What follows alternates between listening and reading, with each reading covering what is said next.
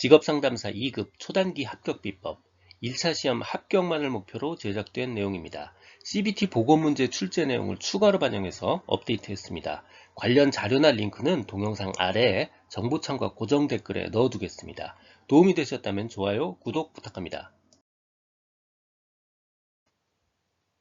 부처의 집단직업 상담의 3단계요. 탐, 전, 행입니다. 탐색 단계, 전환 단계, 행동 단계입니다. 전환 단계는 전이 단계라고도 부르고요. 자기 지식과 직업 세계를 연결해 주는 겁니다.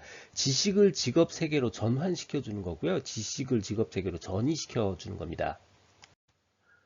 집단 직업 상담의 고려사항 가장 중요한 건요. 집단 상담하기에 적합한 구성원이어야 돼요. 자, 첫 번째는 책임의식이 있는 사람으로 구성을 해야 됩니다. 책임의식이 없는 사람이 몇 명 끼어들면 전체가 아주 개판이 될 수 있어요. 자, 두 번째는 공유할 수 있는 사람들끼리 구성하는 게 좋다는 겁니다. 심지어는 성별에 따라서도요. 집단에 대한 기대감, 그 다음에 경험의 차이가 있을 수 있고요.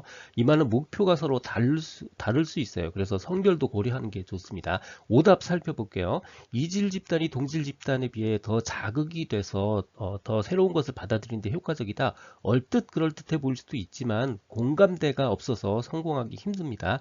극단적으로 얘기하면 초등학생과 대학생 섞을 수 없다는 얘기입니다. 6에서 10명 정도의 인원이 가장 이상적이라고 보고 있습니다. 집단직업 상담 고려사항이요. 장소는 어느 정도 사이즈가 돼야 돼요. 그래서 어느 정도 신체 활동이 자유로운 정도 사이즈는 돼야 되고요. 횟수는 최소화해야 됩니다. 왜냐하면 여러 명이기 때문에 같이 모이는 게 쉽지 않아요. 그리고 의도적으로 게임을 할 수도 있고요. 각 구성원에게 경험 보고서를 쓰게 할 수도 있습니다. 5가지 유형의 활동으로 이루어져 있습니다. 뭐 예를 들어서 직업 정보 획득 뭐 이런 것들인데 굳이 5가지 유형이 뭔지까지는 알 필요 없어요. 그냥 5가지 활동이 있나 보다 라고 하면 1차 시험에서는 충분합니다. 집단직업 상담의 장단점이요. 자, 예를 들어서 우리나라 상위 1%의 사람들이 나머지 사람들하고 같이 집단직업 상담을 한다. 그거 상위 1% 사람들한테 그리 효과적이지 않아요. 그러니까 직업 성숙도가 높은 사람들한테는 효과적이지 않습니다. 오답이에요. 하지만 반대로 직업 성숙도가 낮은 사람들한테는 굉장히 다양한 이익이 있어요. 자, 예를 들어서 결과를 훨씬 더 쉽게 받아들이는 경향이 있고요. 예를 들어서 비현실적으로 높은 목표를 가지고 시작했다 하더라도 이야기하면서 자기 목표 굉장히 쉽게 변화시킵니다. 두 번째 큰 단점이요. 개인 상담이 아니고 단체로 하다 보니까 심층적인 내면 심리를 다룰 수가 없습니다. 더 효율적 오답이에요. 나머지 비밀 유지 어렵고요. 여러 명이 하니까 당연하겠죠. 그리고 시간과 경제적인 측면에서 효율적 맞죠? 타인과 상호교류를 할 수 있는 능력이 개발됩니다. 여러 명이 하니까요. 집단 상담자 리더의 특성, 그리고 정신역동적 집단 상담의 장점, 마지막으로 글라서 현실 치료적 집단 상담의 기법, 이거 모두 다 오답에 집중하는 게 1차 시험 대비 준비하는 게 훨씬 더 효과적입니다. 집단 상담자 리더 좋은 거 다 있어요. 자기 수용력이 있어야 되고요. 또 직업 정보에 대해서 잘 알고 있어야 되고요. 최종 마무리해야 되고요. 자, 하지만 오답에 집중하면 이렇습니다. 자, 첫 번째, 집단 상담자는 반드시 1인이어야 한다? 이거 아닙니다. 보조 상담자도 충분히 있는 경우 많아요. 그래서 오답, 반드시 1인이어야 된다. 틀린 답이고요. 자, 두 번째, 집단 상담의 리더는 목표의 달성을 평가한다. 목표 달성 평가가 아니고요. 결국 상담원들의 성장과 변화에 대한 평가입니다. 목표가 아니고 성장과 변화에 대한 평가예요. 이 두 가지 오답 확실하게 기억을 하시고, 정신역동적 직업 상담의 장점이요. 자, 집단 상담이니까 개인으로 하는 게 아니에요. 근데 상담자와 집단원 간의 독점적 관계, 혼자 못 만나잖아요. 독점적 관계는 있을 수 없어요. 그래서 독점적 관계 때문에 전위적 소망이 충족된다. 틀린 답이에요. 독점 관계가 없기 때문에 전이가 쉽지 않습니다. 자, 나머지는 그냥 평범한 이야기들이에요. 방어정에 좀 더 극적 통찰을 얻을 수 있고요. 다른 사람들을 보면서 훈습할 기회가 많아지고요. 또 다른 사람들을 보면서 더 많은 걸 이해하게 됩니다. 상식적인 이야기죠. 자, 글라스의 현실치료적 상담, 집단 상담 기법입니다. 집단 상담 기법이니까 숙련된 질문, 유머 사용, 역설 기법 다 맞는 얘기고요. 조작 기법의 사용은 집단 상담에서 당연히 사용할 수 없는 거죠. 조작 기법 사용이 오답입니다. 구조적 집단, 비구조적 집단이요. 비구조화 집단이라고도 얘기합니다. 가장 통상적인 집단, 이거 구조적 집단입니다. 사전에 프로그램이나 과제 같은 것들이 제공되는 그런 집단이고요. 프로그램이나 과제가 제공되지 않는 집단, 바로 비구조적 집단이에요. 사전에 프로그램이나 과제가 제공되지 않으니까 당연히 이 그룹의 지도자는 훨씬 더 높은 전문성이 필요하고요. 더 많은 계획을 세워둬야 될 필요가 있습니다. 어떤 계획을 세울 필요가 없다. 이게 다 오답에 해당합니다.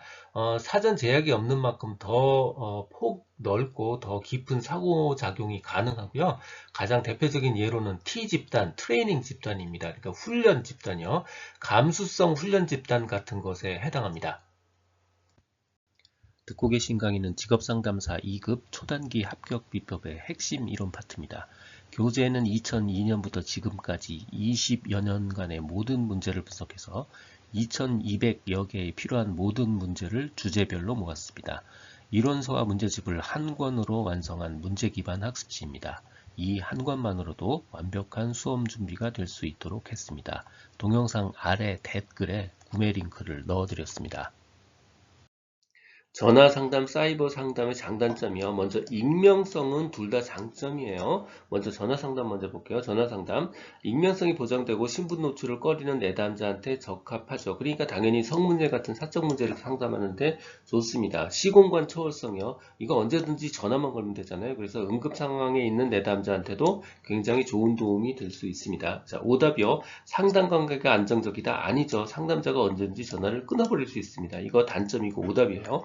사이버 상담, 사이버 상담은 일종의 채팅으로 상담한다 이렇게 상상하시면 내용들이 거의 맞습니다. 자, 첫 번째 익명성 장점이고요. 신분, 연령 등 사회적 단서가 제공되지 않아요. 그렇기 때문에 실제로는 그 내용 자체에만 주의를 기울일 수밖에 없어요. 이게 장점 중에 하나입니다. 상담자와 직접 얼굴을 마주치지 않기 때문에 행동이나 감정에 대한 즉각적인 판단이나 비판 같은 거 걱정 안 하고 더 쉽게 얘기할 수도 있습니다. 내담자 자신의 정보를 선택적으로 자기가 원하는 것만 공개할 수 있고요. 내담자가 원하면 언제든지 상담을 중단할 수 있습니다. 이건 내담자한테는 장점이지만 상담의 측면에서는 단점일 수도 있는 부분입니다. 자, 오답이요. 상담자 자신의 정보가 제한되면 상담의 저항 같은 게 있어서 영향을 받지 않아서 상담을 쉽게 마무리할 수 있다? 아닙니다. 상담 중단될 수 있어요. 상담이 중단될 수 있는 거고 쉽게 마무리된다? 이게 아닙니다. 이거 오답이에요. 자, 자발성이요. 채팅 상담, 즉 사이버 상담은 어차피 자발적으로 참여하는 경우가 압도적으로 많아요. 그래서 내담자들이 문제 해결에 대한 동기가 높은 편입니다. 사이버 상담 답변 고려사항이요. 이거 일종의 채팅으로 상담하고 있다 이렇게 상상하시면 돼요. 이것도 오답에 집중하는 게 훨씬 효과적인 방법입니다. 먼저 오답부터 볼게요.